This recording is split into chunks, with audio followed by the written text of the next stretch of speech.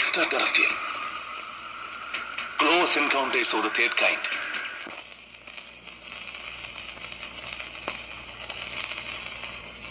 Hello, space research centre അല്ലേ? ഞാൻ മനുവാണ്. നമ്പ്യാറുണ്ട് അവിടെ? വന്നിട്ടില്ലേ? വന്നാ ഞാൻ വിളിച്ചു പറയണേ.